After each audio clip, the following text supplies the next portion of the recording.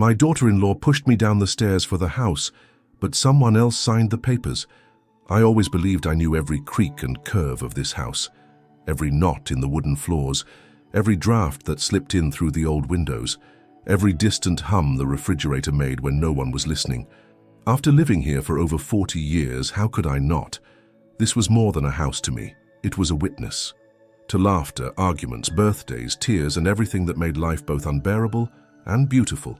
That morning had started like any other. The sun poured in through the kitchen window just the way I liked, warm and golden, touching the tiled counter where I placed my teacup each day.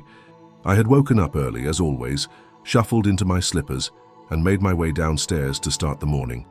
There was nothing unusual, nothing ominous, just the quiet ticking of the old clock in the hallway, and the distant sound of birds announcing the day. Until my foot missed a step. I don't know if it was the worn edge of the rug, or if my balance simply betrayed me. 1 second, I was reaching for the railing, and the next I was falling, fast, heavy, and helpless. The stairs seemed to twist beneath me, the world blurring into colors and pain. When I landed, all the air left my lungs at once, and the sound that escaped my mouth wasn't a scream, but something smaller, a whimper, a question, as if I was asking the stairs why. I couldn't move. My hips screamed with a pain so sharp it felt like my entire leg had cracked in two. My head throbbed. Something wet slid down my temple. Blood? I wasn't sure. All I could hear was the distant thudding of hurried footsteps. Elisa's, I thought, then Jonathan's voice calling my name. But they sounded far away, like I was underwater. The ambulance came. There were flashing lights, cold metal, questions, hands lifting me, strapping me down. I answered what I could, fought off what I couldn't, and through it all, a sinking feeling nestled deep into my chest. Not just fear, but something more bitter. Shame. I had fallen. In my home. My sanctuary. At the hospital, the doctors confirmed the obvious. A fractured hip, a minor concussion. "You're lucky," they said. It could have been much worse. But I didn't feel lucky. I felt like something essential had shifted, as if the house I had trusted for decades had turned on me. The place I once ruled now felt foreign, dangerous. They let me go home 2 days later, wrapped in instructions and painkillers. Elisa took charge, as she always did. She fluffed my pillows, set up a little bell beside my bed, and insisted I let her handle the cooking. Jonathan barely spoke, always busy, always somewhere else. I didn't blame him, not entirely, but it didn't take long before I began noticing the smallest things. Quiet phone calls behind closed doors, papers on the kitchen table that were quickly tucked away when I entered the room, whispers that stopped as soon as I got close enough to hear. At first, I told myself it was just concern. Elisa fussed over everything. But this was different. The air in the house was changing. People moved carefully around me, too carefully, like they were waiting. It was on the third evening back that I overheard something that made my blood go cold. I had woken from a nap and was reaching for my glass of water when I heard Elisa's voice drifting from the living room. "She doesn't have to know yet," she whispered. "We just need the final signature. After that, it's ours." Ours. The word hit me like another fall. And though I couldn't make out the rest of the conversation, it was enough. My house. My memories. My life. What were they trying to take from me? And why did it feel like they already had? I didn't have answers yet, but I knew this. The fall down the stairs was only the beginning. Something else had broken that day, and it wasn't just my hip. It was trust. It was safety. And maybe, just maybe, it was the thin curtain that had been hiding a truth too ugly to see until now. Something was happening in my house, and I wasn't going to let it happen in silence. There is a kind of loneliness that no one prepares you for. Not the type that comes from being alone in a room, but the kind that creeps in when you're surrounded by people you thought you knew, people who smile too quickly, change the subject too fast, and speak to you like you're made of glass. That kind of loneliness doesn't echo. It hums, low and steady, underneath the rhythm of daily life. And ever since I came back from the hospital, that hum had become the soundtrack of my days. The house was quieter now, not in a peaceful way, but in a waiting way, like something was holding its breath, or someone. Elisa moved around like a shadow, always present, always watching. She had taken over the kitchen entirely. I wasn't allowed to lift a pot, slice a tomato, or even reach into the upper cabinets. "You need to rest," she'd say, her voice dipped in honey but stiff underneath. "Let me take care of things." But it wasn't care I felt. It was control. Every night at dinner, I tried to feel normal. I'd sit in my chair at the table I'd once chosen with such pride, its carved legs still showing the scratches from when Jonathan was little, and liked to race toy cars across the floor. Elisa served the plates with practiced precision, making polite conversation while Jonathan scrolled through his phone or nodded absently to whatever was being said. It was like watching a play, where I was the only one who didn't have a script. And then there were the whispers. They started subtly. A muffled voice behind the bathroom door, a quiet laugh coming from the porch when Elisa was on a call. I tried not to listen. Truly, I did. But when the silence in your own home becomes suspicious, your ears begin to strain for the tiniest clues. I would shuffle down the hallway in my slippers, pretending I needed more tea or was looking for a book, only to find Elisa quickly hanging up her phone the moment she saw me. One afternoon, I passed by Jonathan's office and heard her say, "It's just a matter of time, we'll have it finalized soon." I paused in the hallway, my hand against the wall for balance, my heart thudding not from exertion, but from dread. I stepped back quietly before they noticed me, retreating to my room like a guest who had overstayed her welcome. And then came the folder. It was sitting there on the table in the sunroom, the very room I'd painted myself decades ago, choosing soft yellow to bring warmth in winter.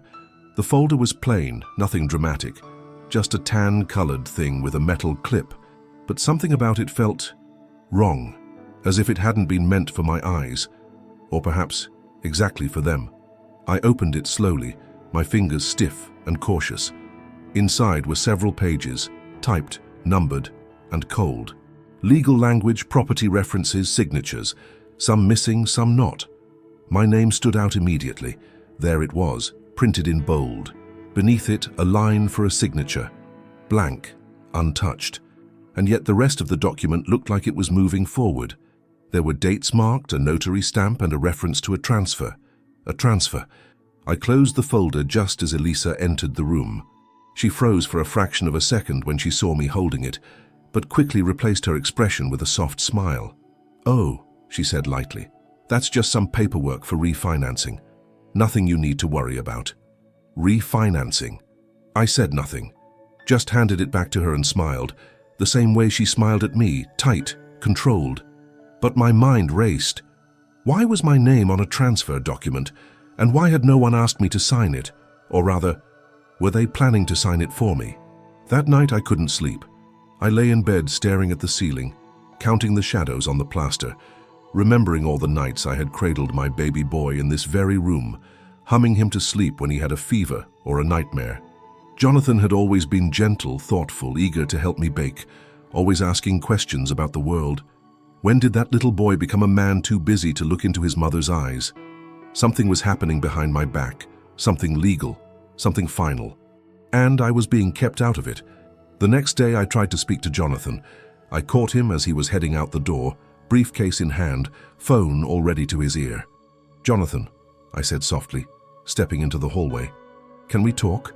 He paused, looked at his watch. "Can it wait until tonight, Mom? I've got a full schedule." "Just a minute."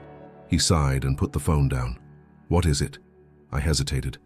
"I found a folder yesterday with documents about the house, about transferring the property. It had my name on it."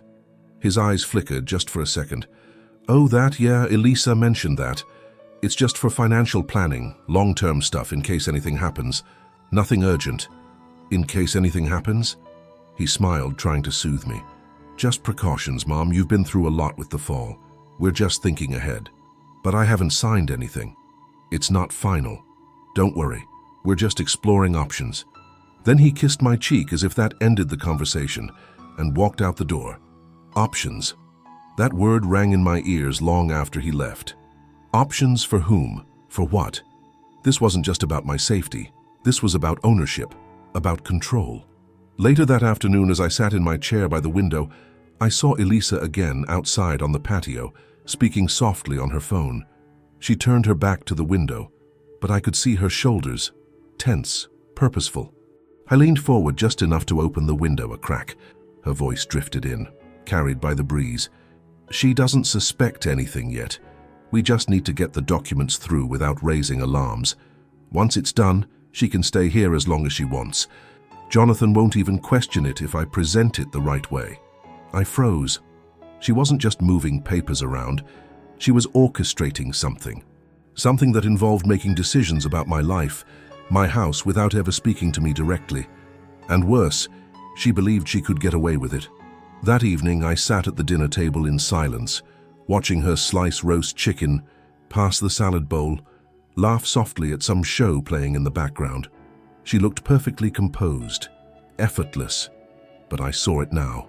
The performance, the careful choreography of her every move. Jonathan said little, as usual. I wondered if he truly knew what was happening, if he was blind or simply choosing to look away. I knew I couldn't accuse them yet, not without proof, not without knowing the full extent of their plan. But what I did know was this: the whispers had started, and they were no longer harmless. They were steps. Steps down a staircase I didn't remember agreeing to descend. And this time, I wasn't going to fall quietly. There comes a moment in a woman's life, especially in the later seasons, when she knows something is wrong, even if no one around her says so. It's not paranoia, it's not confusion. It's that quiet instinct, honed by decades of reading rooms, raising children, burying loved ones and surviving heartbreak. That inner voice that whispers, "This isn't right." And when that voice starts speaking, you don't silence it. You listen. It had been days since I found that folder. Since I heard Elisa's voice say words she never meant for me to hear. Since Jonathan brushed off my concerns like a child, questioning the grown-ups' conversation. I waited, watched, and said nothing more. But in my silence, I made a decision. I would find out the truth myself. The name on the documents had triggered something in my memory. Carter and Hillman, attorneys at law. They had handled our family's legal matters for years. Wills, insurance claims, even the purchase of our house when Jonathan was still a teenager. Their office was just 3 blocks from the old public library, in a pale brick building with ivy climbing up the sides like time itself had chosen to stay a little longer there. I knew they were still in practice because the annual tax letters still came in their envelopes, neatly folded and always signed at the bottom by a Mr. Daniel Carter. He had been a young man when we first met him, eager, polite, maybe a little nervous when he handled our affairs back then.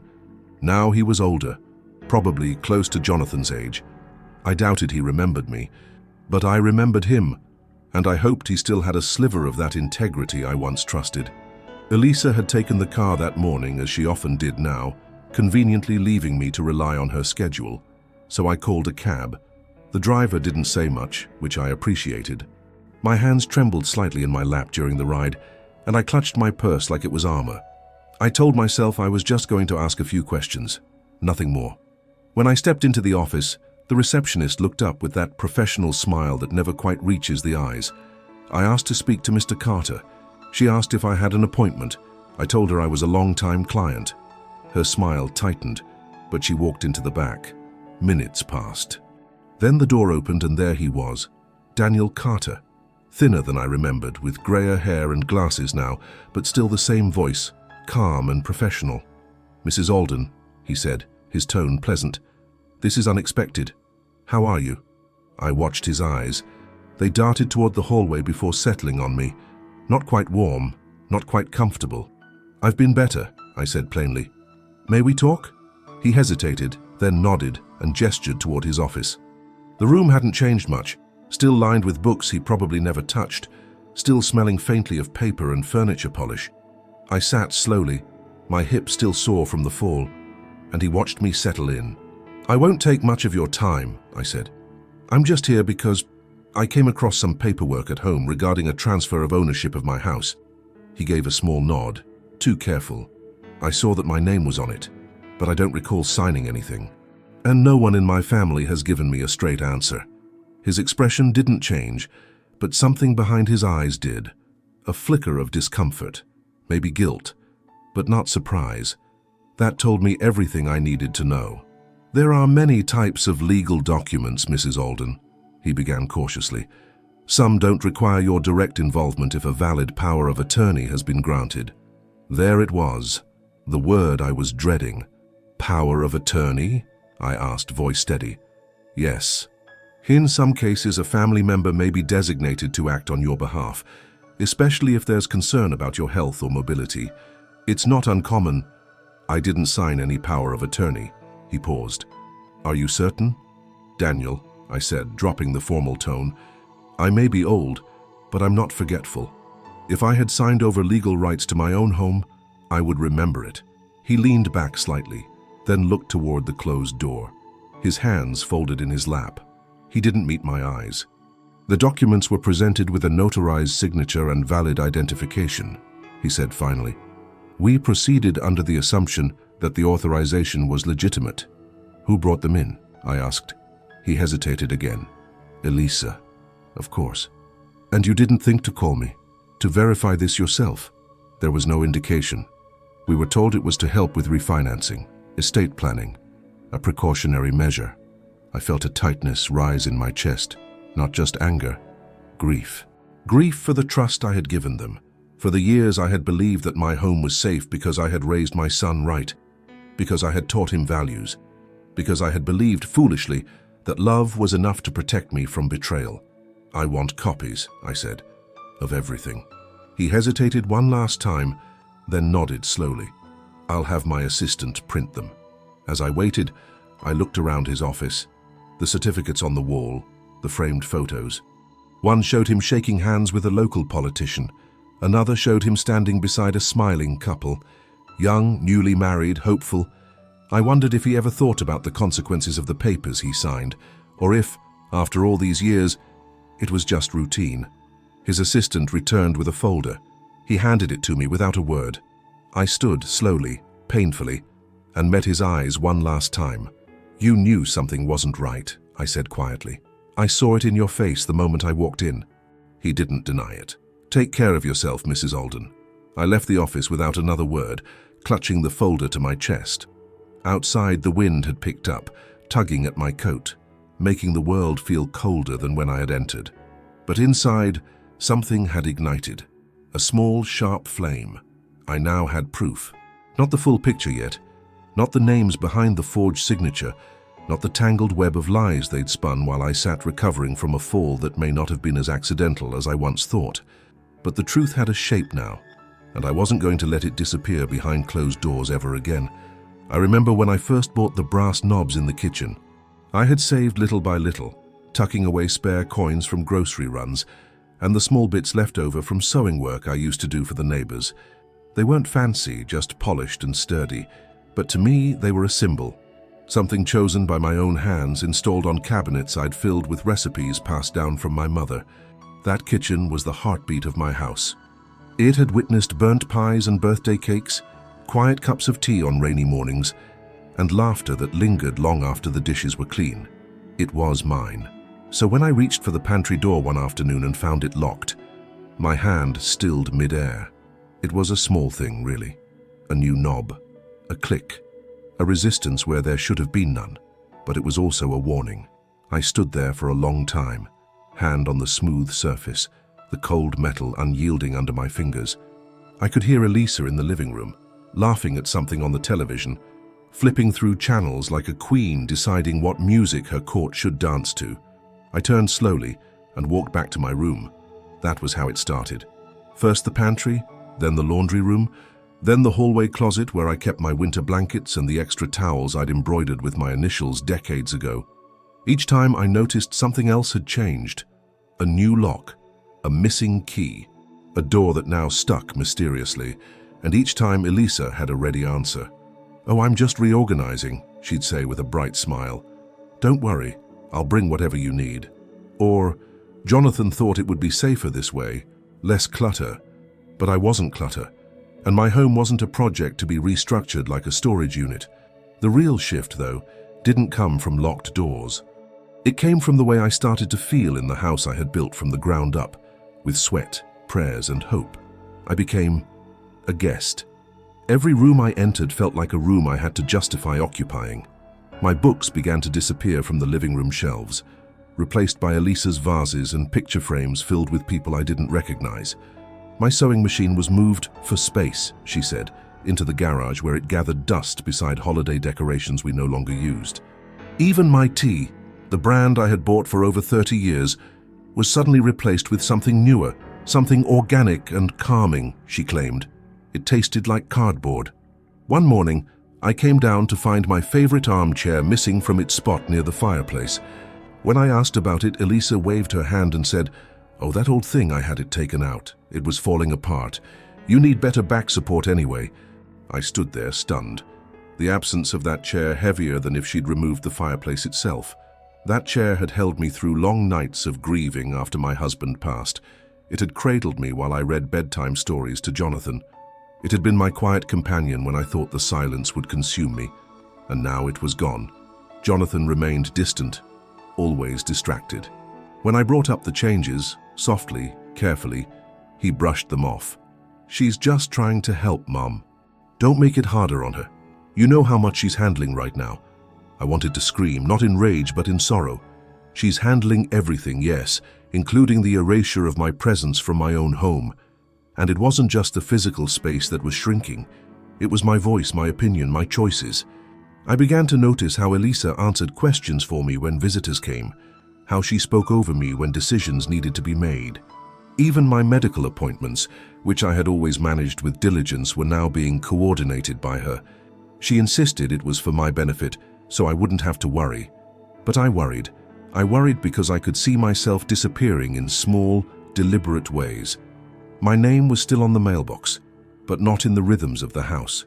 Not in the way the curtains were chosen, or the meals were prepared, or the way silence settled after my words were spoken and not acknowledged. There was one moment that broke something inside me more than I care to admit. I had been craving something sweet, a small indulgence, a moment of comfort. So I shuffled into the kitchen and opened the drawer where I kept my baking tools. My measuring spoons, the ones with worn numbers and a small chip on the half-cup scoop, gone. In their place were sleek, modern tools I had never seen. Elisa walked in, saw me holding one of the new spoons, and said brightly, "Aren't they lovely?" I thought we could upgrade things a bit. I turned to her and asked, "What did you do with mine?" To me, she blinked. "Oh, I donated them. They were old. I figured it was time." That word again, time. Time for what? Time to erase me? I didn't respond. I just placed the spoon down and walked back to my room. That night I couldn't sleep. I kept replaying every small change, every little silence, every choice made without me. I stared at the ceiling, lit faintly by the glow of the hallway nightlight, and realized something that made my breath catch in my throat. I was being managed, not helped, not cared for, not supported, but managed, as if I were a delicate task to be completed, a piece of paperwork, a schedule entry. And Jonathan, my boy, my sweet boy, who once brought me daisies in a chipped glass after scraping his knee, he didn't see it, or didn't want to. I understood now why the kitchen felt colder, why the rooms echoed in a way they never had before. Because I wasn't at home anymore. I was in a place I used to belong, a space that still wore the skin of my memories, but no longer welcomed them. And yet, in the middle of that realization, something else stirred within me. Resolve.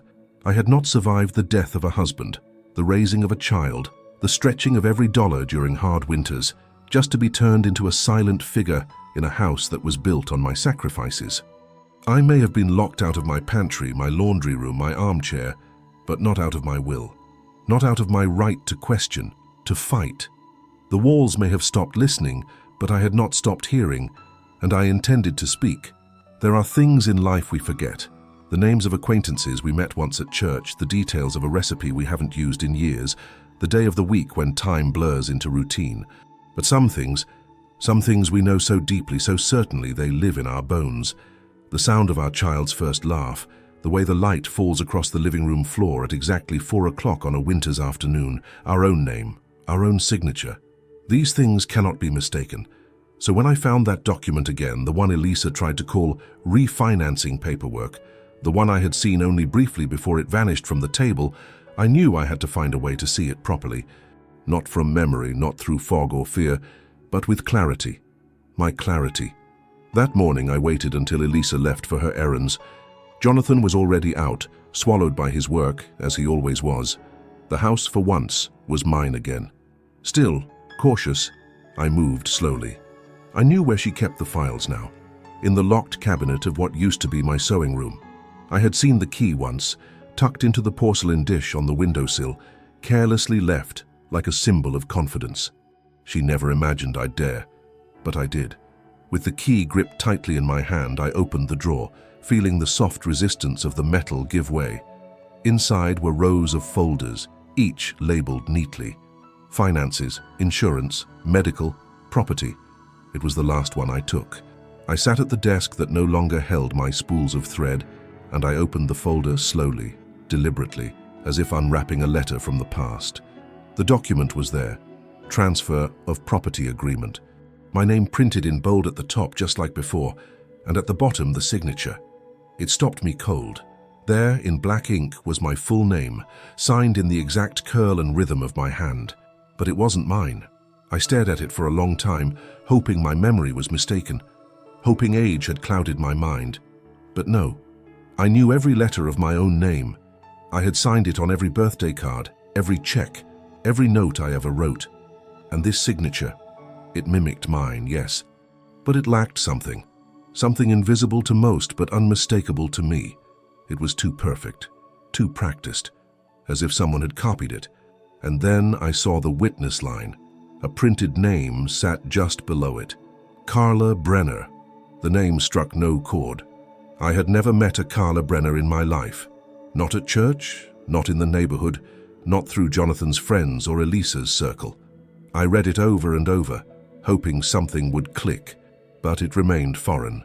And yet she had witnessed the signing of a document that would strip me of my home. I felt something hot rise in my chest, not panic, not yet, but a slow, steady anger. A kind of betrayal that burns deeper than wounds to the body. This wasn't just an accident. It wasn't just miscommunication. It was calculated. And someone else, someone I didn't even know, had played a part in it. I took a photo of the document with the old phone I kept hidden in my drawer, the one Elisa thought no longer worked. I had kept it just in case. Women of my generation know how to prepare for just in case. I put everything back exactly as I found it, locked the drawer, returned the key, and then I sat by the window with my tea, heart pounding, waiting for the sound of her car in the driveway. That evening I tried to act as I always had. I smiled at dinner. I complimented her casserole, even though it was too salty. I listened to her talk about the new neighborhood association meeting she wanted to attend, but my mind was elsewhere. Carla Brenner. Who was she? The next morning I began to dig. Not online, because Elisa had changed the Wi-Fi password under the guise of security, but in the old-fashioned way. I pulled out the tin box where I kept receipts, phone books, church newsletters, and old address directories. I searched through every name I could find. Nothing. Then, while sorting through a stack of cards, holiday notes from people I barely remembered, I found one envelope addressed to Jonathan and Elisa. The return address had a last name that matched. Brenner, not Carla. A different first name, but the same last name. I turned the card over, opened it. A generic Christmas message, but the handwriting was neat, young, confident. At the bottom, love, Claire and Carla. My breath caught. Claire and Carla Brenner. Sisters, maybe. Friends? I remembered the handwriting. I had seen it once before in a thank you note Elisa received after one of her community events. I had complimented the card. She'd said, "My friend from college, she's an artist now." College. That was the link. I looked through Elisa's photo albums, kept on the bottom shelf in the living room where she displayed her curated decor. There, among beach trips and parties I hadn't been invited to, was a picture of Elisa, 20 years younger, arms around two other girls. One of them I recognized, the other wore a wide smile, sharp eyes, and a necklace shaped like a key. The caption read, "Junior year, me, Vanessa, and Carla B." Carla Brenner.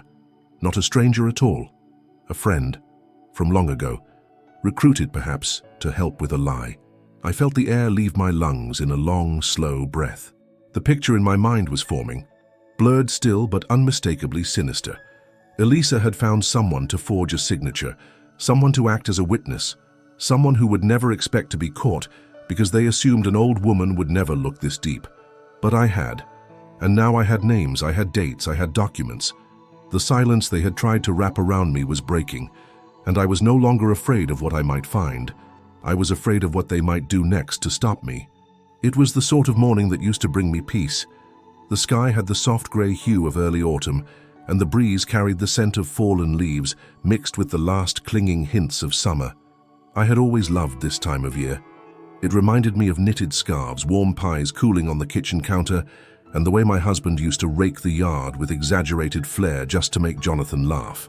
Seasons held memories. And this season, this turning, was when my house felt most like a home. But that morning something felt off. I had risen early, earlier than usual, with a knot in my stomach I couldn't quite explain. The kind of intuition that wakes a woman not with fear, but with a knowing. The kind that grows from years of watching, raising, losing, and loving. I slipped on my sweater, the one with the loose thread near the hem that I never bothered to fix, and padded softly toward the kitchen. Elisa wasn't up yet, and I was grateful for the quiet. The house, though no longer warm in spirit, still held its silence like a familiar blanket when no one else stirred. That was when I saw him. Through the kitchen window, standing in the backyard, my backyard, was a man I did not recognize. Middle-aged, maybe late 30s, dark jacket, clipboard in one hand, a camera in the other. He was walking slowly across the grass, pausing to take photos of the house from different angles. Then, to my disbelief, he pulled out what looked like a measuring tool and began checking the dimensions of the back windows. I didn't panic. I didn't scream. I'd learned too much by now to waste energy on fear. Instead, I reached for my cane and stepped outside through the side door, careful to keep my steps steady. "Excuse me," I said, loud enough to be heard over the wind. "Can I help you with something?" The man turned, startled, clearly not expecting anyone to be home or awake. His face was polite, but there was hesitation in his eyes. "Oh, good morning," he said, as if this were perfectly normal. "I'm just here to do an exterior evaluation. Should only take a few more minutes." "Evaluation for what?" "Property valuation," he replied. "The potential buyer requested it." I stared at him, every word landing like a blow. "Potential buyer," I repeated slowly. "Yes, ma'am." The listing agent said the process was already underway. I took a deep breath, struggling to keep my voice steady. "And what address were you sent to?" He glanced at his clipboard, then read aloud my address, my exact home, the one I had lived in for over 4 decades. "And who requested the evaluation?" He hesitated. "I'm not at liberty to say. The request came through the agency. I'm just doing the assessment." I nodded slowly. "And does your agency usually evaluate homes with the current resident still living inside them?" He shifted, uncomfortable now. "I was told this was a pre-sale walkthrough. I didn't know anyone would be here." I said nothing for a moment, just watched him. He shifted his weight from one foot to the other. Then, as if sensing the shift in power, he added, "I can leave if this is a bad time." "No," I said, voice firm. "You've seen enough. You can go." He nodded quickly and began gathering his things. I watched him until he disappeared around the corner, the gate clicking shut behind him. Back inside, the kitchen felt colder.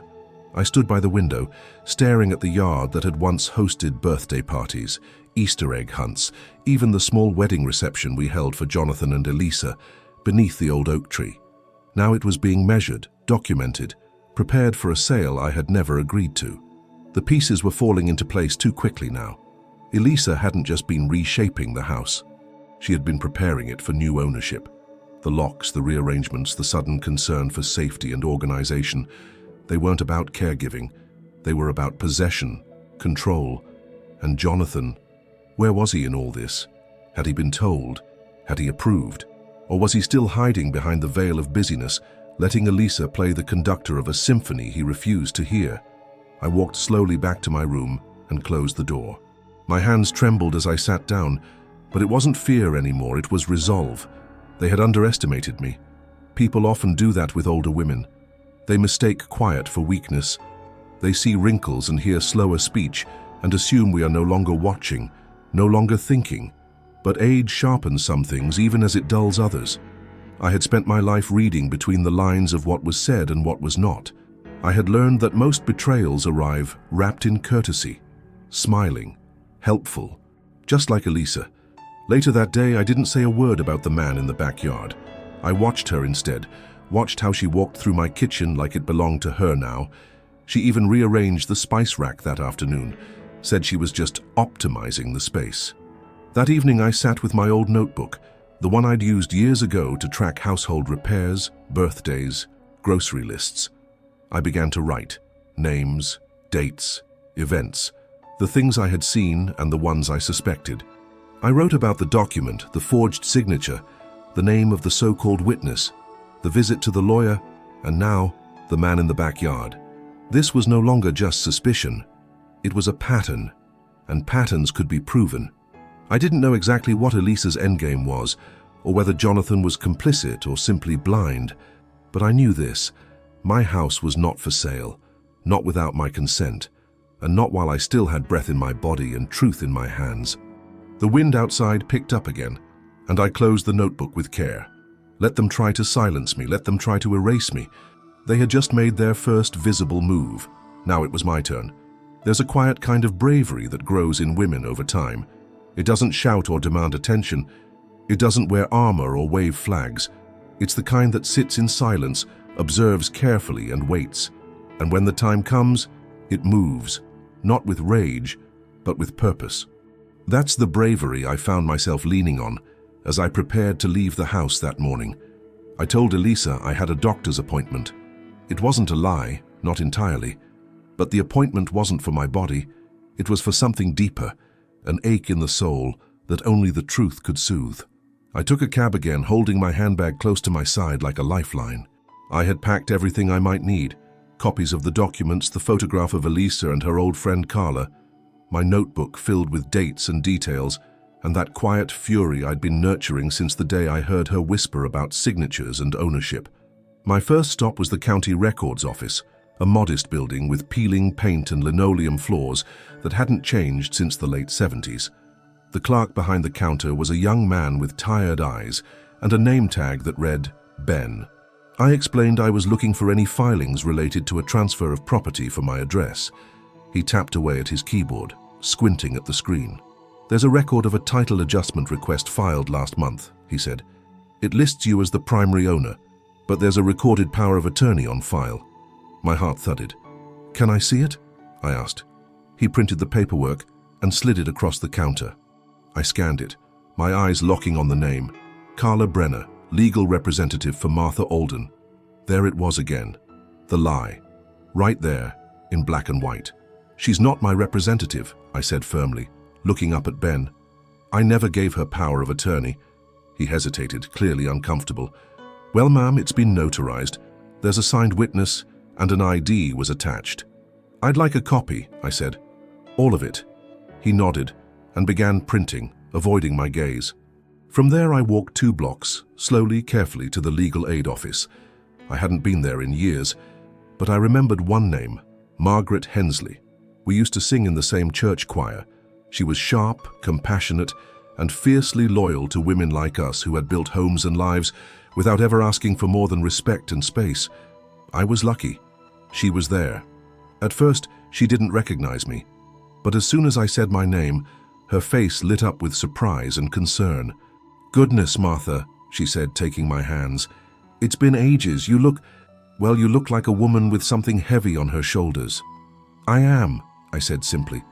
I told her everything, from the fall on the stairs to the whisper I overheard, from the forged document to the stranger in my backyard. I showed her the documents, the photo, even the notebook. She didn't interrupt. She didn't doubt. She just listened. When I was done, she took a deep breath. "This isn't just manipulation," she said quietly. "This is fraud. If the signature was forged and the power of attorney is illegitimate, then they've committed a serious crime."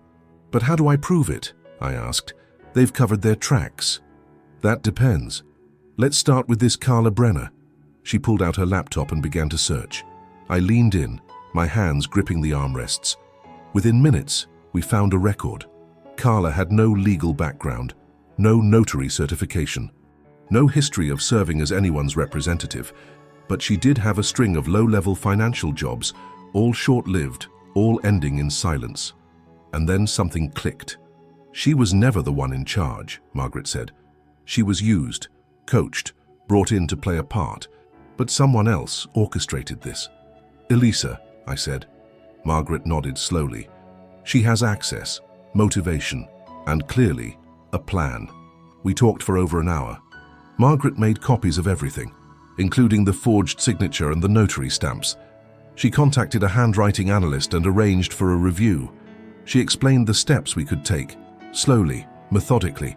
She didn't promise a quick fix, but she promised she'd stand beside me. "I won't let them take your home, Martha," she said, placing her hand gently over mine. "Not after everything you've poured into it. Not like this." By the time I left, the sky had shifted again. The clouds were heavier now, hanging low as if ready to burst. But I felt lighter, just a little, because now I wasn't alone. I had someone who saw the truth, believed it, and knew what to do with it. That night, back home, I didn't speak of where I'd been. Elisa asked about the doctor. I told her everything was fine. She didn't press, but I saw the flicker of suspicion in her eyes. She knew I was shifting too. She could feel the ground starting to move beneath her. And maybe, for the first time, she was afraid. Some memories live in silence until they are called upon. Others wait patiently in dusty boxes, tucked into corners we no longer visit, content to remain undisturbed. But sometimes, when the present begins to crumble, it is in the forgotten spaces of the past that we find the missing piece, the one that changes everything. That morning, the house felt heavier. Elisa had been quieter than usual, her smiles thinner, her eyes sharper. I noticed she stayed close to her phone, taking calls in a whisper that barely lasted a few words. Jonathan, as always, seemed distant, present in form, but floating in some mental space where I no longer existed as anything more than a shadow. I had learned to keep my silence too, not out of fear, but out of strategy. Margaret had told me not to provoke too soon. "You have them where you want them," she had said, firm and confident. "Now let them walk right into the light." Still, something tugged at me that day. I couldn't explain it. Just an itch, deep and persistent, that wouldn't be ignored. I found myself climbing the attic stairs, slowly, carefully, step by step, feeling the familiar creak of wood beneath my slippers. I hadn't been up there in years, not since before the fall.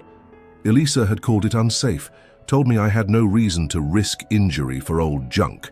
But I wasn't after junk. I was after something else. I just didn't know what. The air was thick with the scent of age, paper, fabric, forgotten seasons.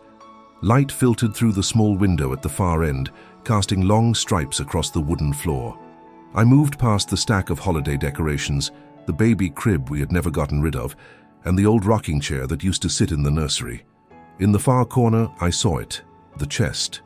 It was a worn, cedar-lined trunk, the kind you find in older homes meant for keepsakes, letters, and the bits of life too precious to discard. I knelt down slowly, knees protesting, and opened it. Inside were photos. So many photos. I pulled them out, one by one. Birthday parties, beach vacations, Jonathan's graduation, a Christmas long ago where the tree was too small and the laughter too loud. I smiled as I touched the edges of each memory, letting them remind me that this house was more than walls and paperwork. It was love. It was life. Then I saw it. At first, it was just another photograph, yellowed slightly with time. But as I looked closer, my breath caught. There was Elisa, young, radiant, no more than 20. She was standing with two other women, arms around each other like sisters. One of them I didn't recognize, but the third was unmistakable. Carla Brenner, the woman who had signed as my legal representative. The woman who had never once stepped foot into my home, or so I thought. They were smiling, carefree, holding plastic cups at what looked like a college party. On the back, in blue ink, someone had written, "Senior year, me, Vanessa, and Carla B, the original troublemakers." The letters were round, loopy, familiar, Elisa's handwriting. I held the photo like a thread pulled from a sweater, knowing it would unravel something deeper. This wasn't just a friend helping out. This was a plan. Years in the making, perhaps. A bond forged long before I ever knew her name. She had known Carla for decades, trusted her, and now used her. I searched further in the trunk, driven now by instinct more than memory. I found an envelope near the bottom addressed to Jonathan from Elisa. The seal was broken. Inside were papers, letters, notes, scribbled ideas. One line stood out. "If it ever comes to it, Carla said she can help us. No one will question it if it looks official." I felt something cold settle in my stomach. This had been premeditated. They hadn't acted in desperation or confusion. They had planned this. And Jonathan, my son, he had received the letter. Whether he had read it or not, whether he had chosen to ignore or pretend it meant something else, he was no longer blameless. I folded the photo and the letter into my notebook, now growing thicker with each passing day, and made my way back downstairs. The ache in my hip flared, but I welcomed it. Pain reminded me I was still here, still standing. In the kitchen, Elisa looked up from her phone. "You were in the attic?" she asked, a forced lightness in her voice. "I needed an old quilt," I said simply. "It's getting colder." She nodded but said nothing more. But I saw it. The flicker, the tiny moment of fear. She knew the attic held things she couldn't control, and for the first time, I saw doubt in her.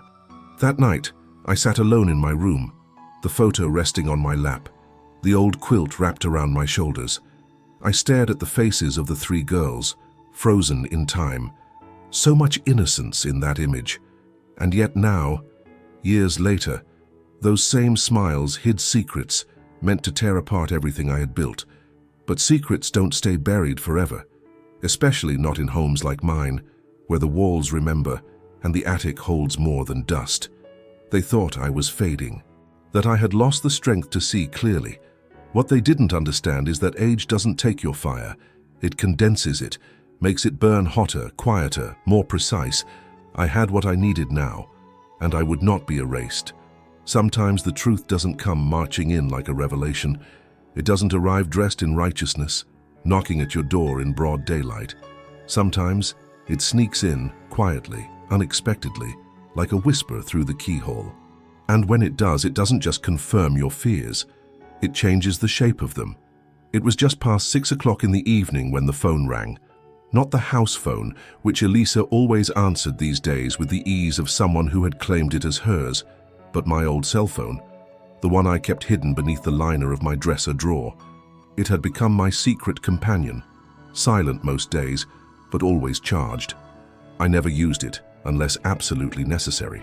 That night, it glowed to life for the first time in weeks. The number was unfamiliar, no name, no message. I hesitated before answering. There was something heavy in the air that made my fingers feel stiff around the device. "Hello?" I said, voice cautious.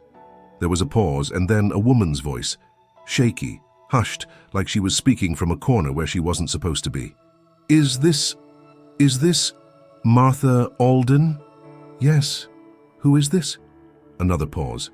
Then she spoke again, softer this time, as if afraid the walls might be listening.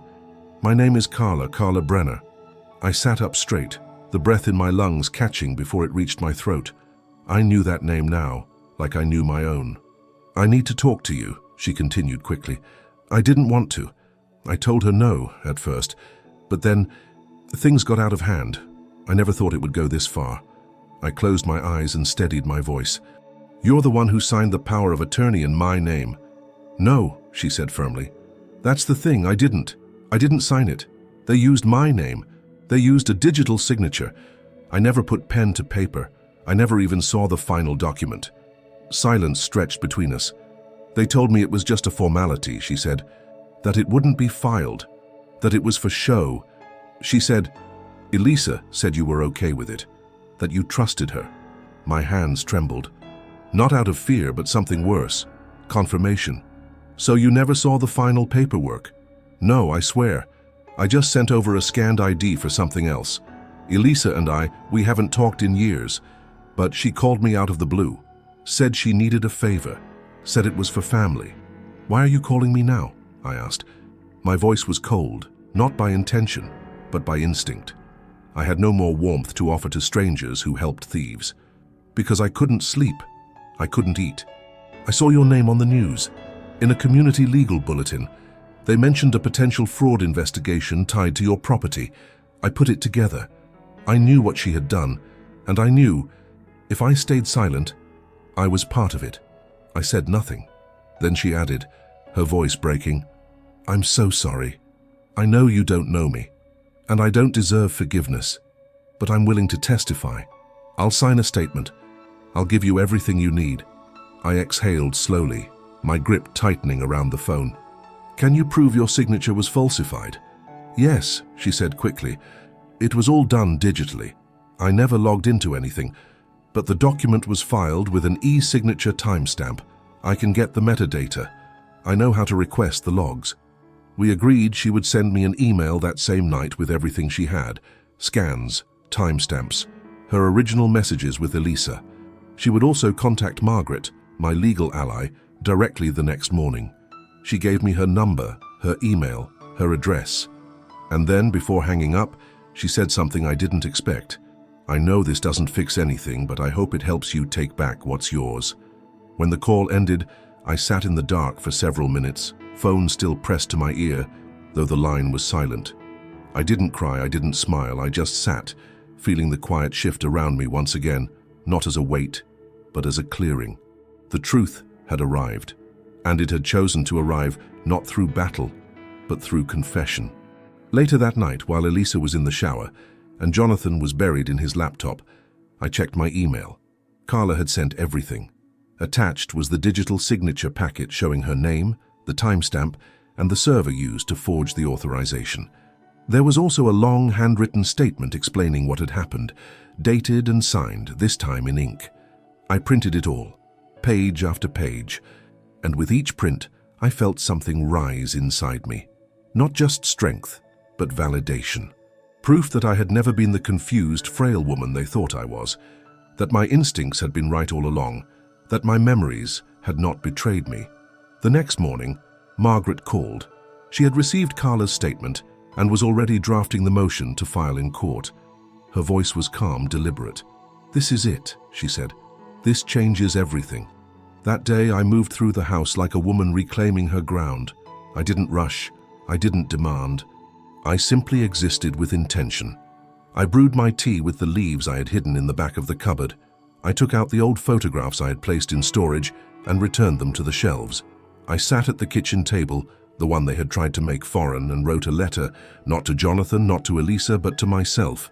It began simply, "You were right, and you are not done yet."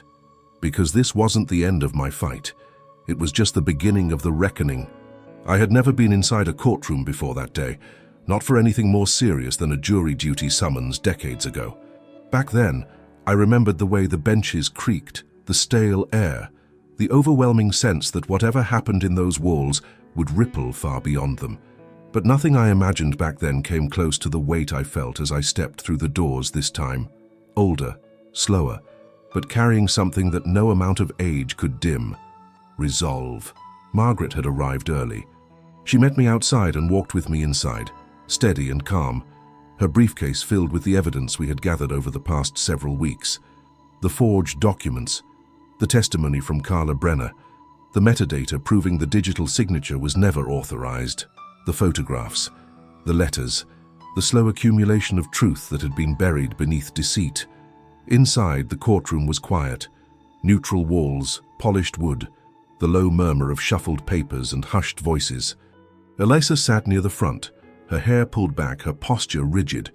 Jonathan was beside her, suit pressed, eyes vacant. He didn't look at me when I entered. He didn't even turn his head. I took my seat behind Margaret and folded my hands in my lap. I wore the navy blue dress my husband always said brought out the kindness in my face. I wanted to wear something that reminded me who I was, not who they tried to make me. The judge was a woman, perhaps in her late 50s, with silver streaks in her hair and glasses that rested low on her nose. Her presence was unshakable. When she entered the courtroom, everything fell silent. The proceedings began. Margaret stood and presented the facts clearly, deliberately, without flourish. She didn't try to dramatize anything. She didn't have to. The truth was compelling enough on its own. She walked the court through the falsified documents, highlighting the discrepancies in the notarization, the unauthorized use of the power of attorney, the digital manipulation of the signature. She presented Carla's written statement, then introduced the request to call her as a witness via video. The screen lit up and there she was, Carla Brenner, face pale, voice steady. She admitted everything. She had been contacted by Elisa under false pretenses, told it was a simple matter of streamlining legal documents. Nothing more. She had given them a copy of her ID, never knowing it would be used to forge a legal document transferring ownership of someone's home. "I never gave consent for my name to appear on anything official," she said, her voice cracking, "and I'm here today to say that what was done was wrong." The courtroom remained quiet. Even the clerk looked visibly moved. Margaret closed her case with the forensic report from the digital analysis firm, confirming that the signature had not been submitted from any known devices belonging to me, and the IP address matched a service provider registered to Elisa's private account. Then it was the defense's turn. Elisa's attorney stood, clearing his throat, but his words were hollow.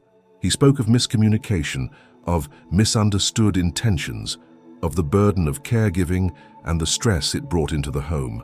He painted a picture of Elisa as overwhelmed, trying to manage the chaos of medical decisions and financial responsibilities. The judge listened, patiently, impassively. Then she turned to Elisa. "Mrs. Alden," the judge said, her voice crisp, "did you, or did you not, present yourself as holding power of attorney for your mother-in-law without her written consent?" Elisa hesitated. "I believed I had her verbal approval. That's not what I asked." Elisa's eyes flickered, then dropped. "No, Your Honor." "And did you or did you not direct another individual's name and identification to be used as a witness to a legal transfer they were not present for?" "Yes, but no further explanation is necessary." Jonathan shifted in his seat, his hands clenched on his lap. He finally looked up at the judge, then at me. The judge turned her gaze to him. "Mr. Alden, did you sign these documents?"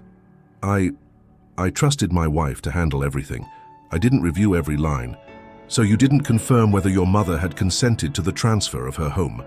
"I didn't think—" He stopped. "No, I didn't confirm." The judge nodded slowly, then looked down at her notes. For a moment, the silence stretched so long I could hear my own breath. Finally, she spoke. "This court finds that the transfer of property was conducted without proper legal authorization. The forged documents, the unauthorized use of a third party as witness, and the digital manipulation of the signature constitute a deliberate act of fraud. All such documents are hereby voided. Full ownership and title of the residence shall revert to Martha Alden immediately." My heart thundered in my chest. I looked down at my hands and saw they were trembling, not from fear this time, but from release. Elisa's lawyer asked to speak, to appeal, but the judge raised her hand. "Do not mistake this courtroom for a place where exploitation of the vulnerable will be tolerated." With that, she adjourned. Outside the courtroom, everything felt too bright. The sun had come out while we were inside, and it cast a harsh glow on the steps as we exited. Margaret held my elbow gently, guiding me down. Elisa and Jonathan remained behind. I didn't look back. I didn't need to. The truth had spoken, and it had spoken loud enough for everyone to hear. The silence in the car on the way home from the courthouse was heavier than any silence I had ever known. Margaret had offered to drive me, insisting I shouldn't take a cab after the emotional weight of the morning. I accepted, grateful for the steadiness of her presence, but we spoke very little on the ride back. There was no need to fill the space. Some moments are meant to echo. When we reached the house, I sat quietly for a moment before stepping out. The air smelled like coming rain, that metallic tension that makes your skin tingle and your thoughts linger. I looked at the porch, the one I'd swept for 40 years, decorated with pumpkins in the fall and lanterns in the summer. For a second, I wondered how it had all unraveled so far. Then I reminded myself it hadn't unraveled. It had been pulled, thread by thread, by hands that had claimed to love me. Margaret gave my hand a gentle squeeze and said she'd be in touch the next morning. I nodded and thanked her. She waited until I had opened the front door before driving away. Inside, the house was quiet. The kind of quiet that wasn't peaceful. It was empty. Elisa wasn't there. I knew she wouldn't be. She hadn't come back with us. After the verdict, she had gathered her purse, walked briskly out of the courtroom and vanished. She didn't even look at me, not once. And honestly, I didn't expect her to. But Jonathan had lingered. He hadn't said a word during the entire hearing, and when the gavel fell sealing the reversal of the fraudulent transfer, he looked like a man untethered, not angry, not defensive, just lost. And now, as I stepped into my house again, a house legally and officially mine once more, I wasn't sure if I should feel relief or sorrow. I made my way to the kitchen slowly, not because of the pain in my hip, but because of the heaviness in my heart. The scent of coffee lingered faintly, even though no pot had been brewed that morning. Funny how smells remain after people leave, as if memory is written not just in paper, but in the air. I had just settled into my old armchair, recently returned from the garage by Margaret's suggestion, when I heard the front door open. Jonathan's footsteps were unmistakable. He still walked like he had when he was a boy, careful, measured, as if he were always just about to say something important. He stood in the archway of the living room for a long moment before he spoke. "Mom." I looked up. His face was pale, his eyes tired in a way that had nothing to do with sleep. "I thought you might come," I said. He stepped forward, then sat on the edge of the couch across from me. It felt like a memory, so many nights we'd sat like this, me with my tea, him with his questions about the world. But today, there were no questions, only a silence thick with the weight of everything that had gone unspoken for too long. "I didn't know," he said finally. "I swear to you, I didn't know how far it had gone." I didn't answer immediately. I let him sit with his words, let him feel their weight. "I trusted her," he went on, his voice quieter now.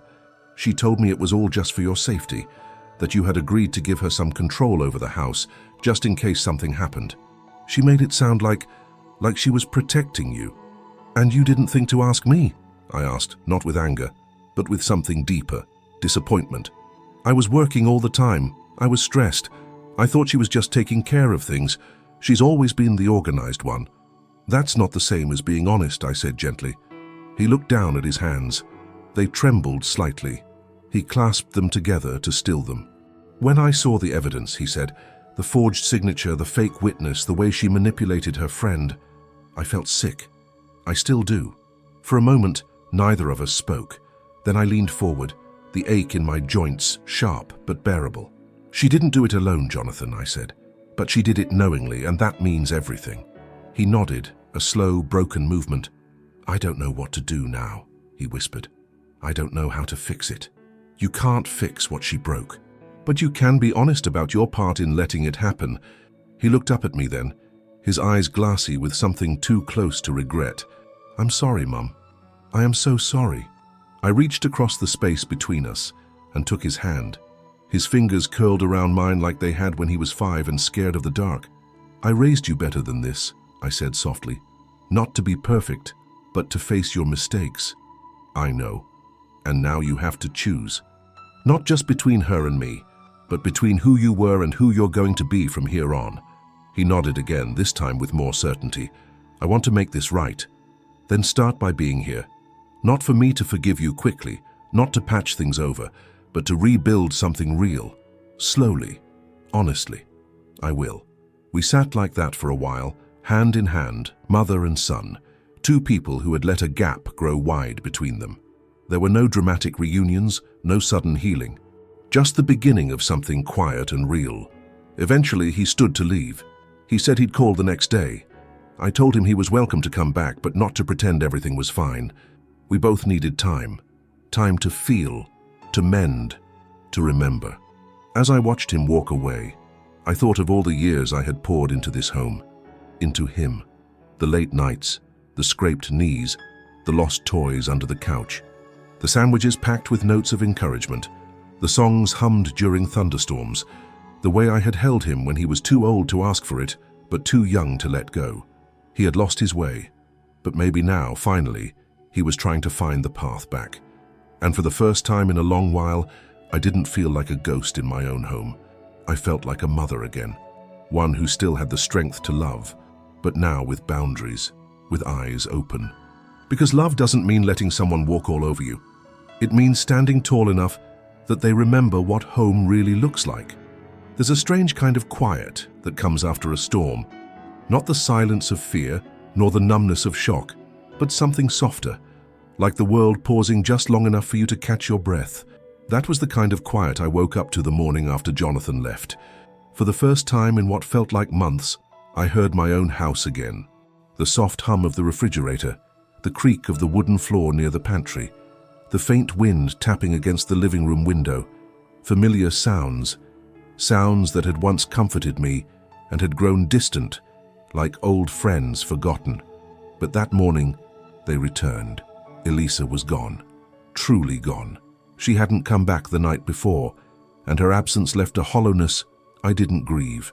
Instead, I let myself move through the house with new eyes, eyes no longer weighed down by suspicion or shame. I walked slowly from room to room, touching the backs of chairs, the edges of picture frames, the knobs on the kitchen drawers. I was not just in my house again. I was home. The first thing I did was unlock the pantry. The key had been hanging on a small hook inside one of the lower cabinets, a place she must have thought I'd never think to check. The door creaked slightly as I opened it, revealing rows of canned goods, baking supplies, and boxes of tea. I reached for my favorite tin, the one with the faded floral print, and brought it to the counter. The scent of chamomile and mint was still as soothing as ever. While the kettle boiled, I began to make a list, not one of tasks or chores, but of things that needed to come back.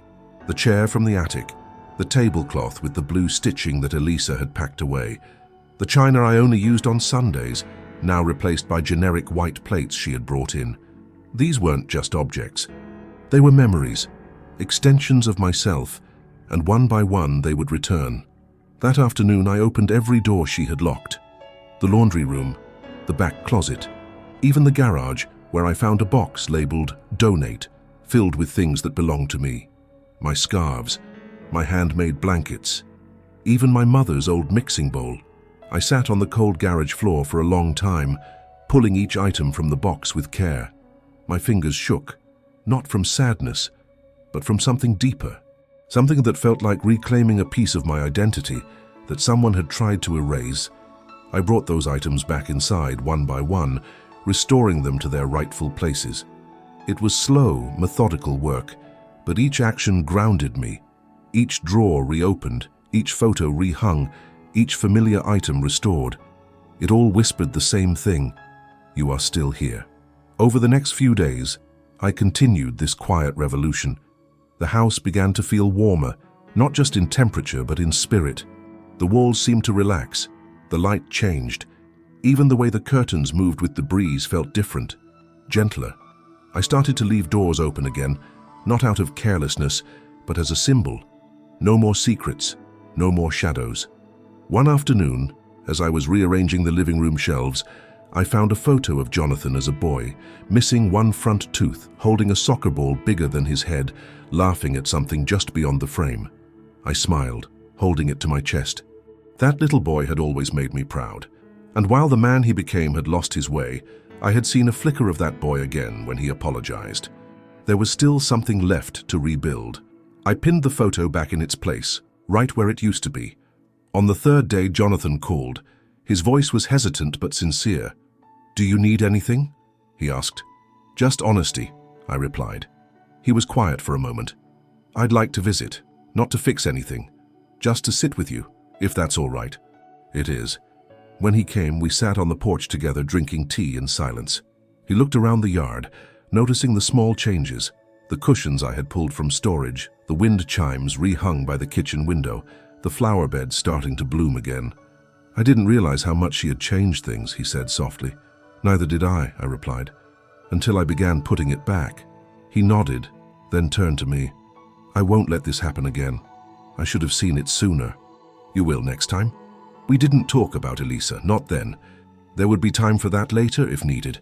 For now it was enough to sit together and remember what connection felt like when it wasn't buried under lies. That evening, I lit a candle in the hallway. Not for ceremony, but for memory. I used to do it every night when Jonathan was small, so he'd never wake up afraid of the dark. Lighting it again felt like calling something home, not just the child he once was, but the woman I had been, the mother, the protector, the keeper of the flame. The house wasn't entirely back to normal yet. There were still locks to remove, files to organize, dust to sweep away from corners that had been long neglected. But each room reclaimed felt like a small victory. And with every drawer I opened, every box I unpacked, I reminded myself, this home had weathered storms before. It would survive this one too, because it was built with love.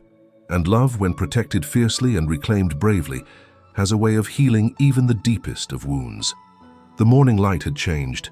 It wasn't just brighter, it was warmer. The kind of warmth that wraps around your shoulders like an old shawl, woven from 100 quiet mornings and 1,000 whispered prayers. It spilled across the kitchen table, caught in the lace curtains I'd rehung myself, and danced softly on the rim of my teacup. The house breathed again, not with tension, not with silence, but with memory. It had been months since the courtroom, since the locks were changed again, not to keep me out, but to keep me safe. Each day since then had been its own kind of restoration, not rushed, not loud, just steady, like stitching an old quilt, one piece at a time, one memory at a time. The garden had become my sanctuary. It had once been Elisa's afterthought, left untended while she focused on controlling the inside. But now, the roses had returned. The hydrangeas, once withered and neglected, stood tall again. I spent my afternoons with my hands in the soil, letting the earth remind me that even after being trampled, roots remember how to reach the light. I began receiving visits again. Not the uncomfortable duty-bound ones that come with forced family gatherings, but the kind that arise from real connection. Anne, my neighbor from 3 houses down, came by with fresh preserves and stayed for an hour, laughing about her grandson's messy art project. Marlene from the church knitting group brought me a new pattern and insisted we sit together and catch up on all the gossip we missed. For the first time in what felt like years, my living room was filled with voices that didn't speak over me or around me, but with me. Even Jonathan had begun to return, not every day, not with fanfare, but quietly, with intention. He brought me lunch once a week, always from a different little place he'd discovered. We didn't talk much about the past. We didn't need to. He was there, setting the table, warming my tea, trimming the edges of the garden when he thought I wasn't looking. That was apology enough for now. One afternoon, I found him standing in the hallway staring at the photo wall, the one I had rebuilt, photo by photo. He paused in front of one of himself at age 6, beaming, holding up a clumsily baked cake with icing that had slid off the sides. "I remember this," he said quietly. "You let me eat the first slice before dinner." "You were so proud," I replied, even though it tasted like glue. He laughed, and it wasn't the strained, polite laugh I'd grown used to. It was soft, real, a sound that belonged in this house again. That evening, after he left, I wandered through each room. I didn't need to, but I wanted to. I wanted to feel the stillness again, not as something empty, but as something full. I stood in the guest room where Elisa had once stored boxes labeled, "To be replaced." It now held a patchwork quilt, a wooden chair I'd reupholstered, and a stack of books waiting for my next visitor. I walked through the hallway and touched the edge of the frame where Jonathan had measured his height every year. The marks were still there, faded but permanent. In my bedroom, I opened the drawer beside the bed and pulled out a small notebook, the one I had kept through everything. It held scribbles, dates, names, evidence once. But now it was more than that. It was testimony, a record of survival. I flipped through the pages slowly, then set it down and took out a fresh page. Today I wrote only one sentence. The house remembers me. Because it did. Every creaking floorboard, every chipped corner, every faded curtain and old hinge and rusted garden tool. It remembered the lullabies and the arguments, the grief and the joy. It remembered me when I couldn't remember myself. And now I had returned, not just in name, but in presence. That weekend I hosted a small brunch. Nothing fancy. Just coffee, pastries, and women I had known for decades. We sat on the porch, wrapped in shawls, the early sun catching the silver in our hair, and talked like time had never passed. Someone asked me how I was doing, really doing, and for once I didn't have to think. "I'm well," I said, "not just surviving, living." They nodded, understanding in the way only women who've weathered enough can.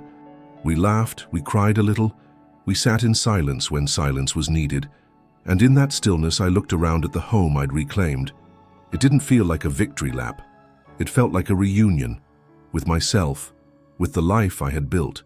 with the strength I had forgotten was mine all along.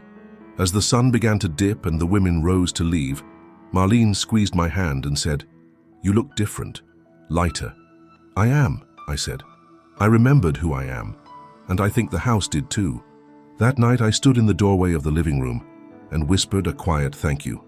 To the walls, to the years, to whatever force had kept me upright when everything else tried to bring me down. Because I hadn't just kept my house, I had found my voice. And in that voice was the promise that no matter who tried to write my ending, I would always have the strength to write my own. As I turned off the lights and climbed into bed, I smiled, not with relief, but with peace. I hadn't lost my home, I had reclaimed my place in it,